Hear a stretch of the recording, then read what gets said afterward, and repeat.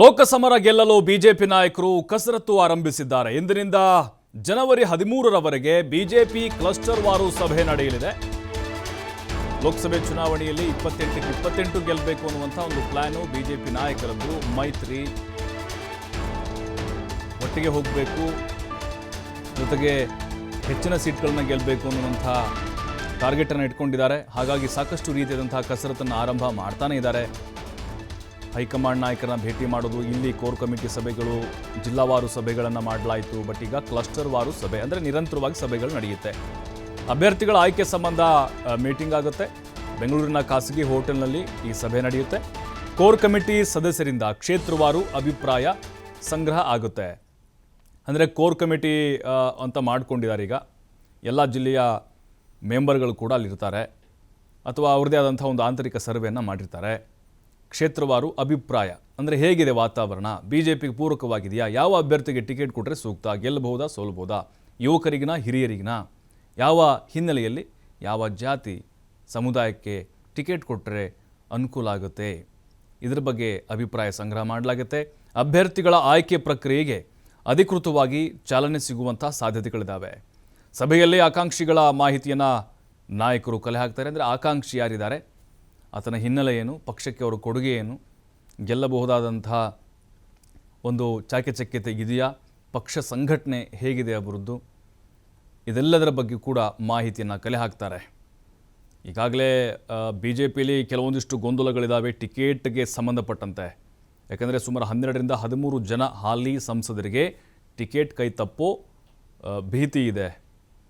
ಅದರಲ್ಲೂ ಅವರ ವಯೋಸಹಜ ಒಂದು ಕಾರಣ ಇರ್ಬೋದು, ಮತ್ತು ಹೊಸೊಬ್ಬರಿಗೆ ಹೊಸ ಮುಖಗಳಿಗೆ ಮಣೆ ಹಾಕಬೇಕು ಅನ್ನುವಂತಹ ಚಿಂತನೆ ಕೂಡ ಬಿ ಜೆ ಪಿಲಿ ನಡೀತಾ ಇದೆ. ಇವತ್ತಿನಿಂದ ಜನವರಿ 13ರವರೆಗೆ ಕ್ಲಸ್ಟರ್ ವಾರು ಸಭೆ ನಡೆಯುತ್ತೆ. ಅಂದರೆ ಕ್ಲಸ್ಟರ್ ಮಾಡ್ಕೊಂಡಿರ್ತಾರೆ, ಆಯಾ ವಿಭಾಗದ ಒಂದು ಕಮಿಟಿ ಇರುತ್ತೆ, ಅವ್ರ ಜೊತೆಗೆ ಒಂದು ಸಭೆಯನ್ನು ಮಾಡಿ ಅದರಲ್ಲಿ ಅಭಿಪ್ರಾಯವನ್ನು ಸಂಗ್ರಹ ಮಾಡಲಾಗುತ್ತೆ.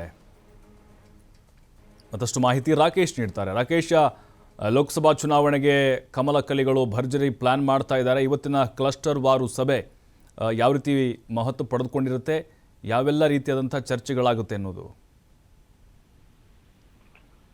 ಲೋಕಸಭೆ ಚುನಾವಣೆ ತಯಾರಿ ದೃಷ್ಟಿಯಿಂದ ಬಿಜೆಪಿ ಕಳೆದ 2 ದಿನಗಳಿಂದ ಆರಂಭಗೊಂಡಂತೆ ಸರಣಿ ಸಭೆಗಳನ್ನು ಆಯೋಜನೆ ಮಾಡ್ತಾ ಇದೆ. ಇಂದು ಮತ್ತು ಶನಿವಾರ 2 ದಿನಗಳಲ್ಲಿ ಮತ್ತೊಂದು ಸುತ್ತಿನ ಸಭೆ ನಡೆಯಲಿದೆ.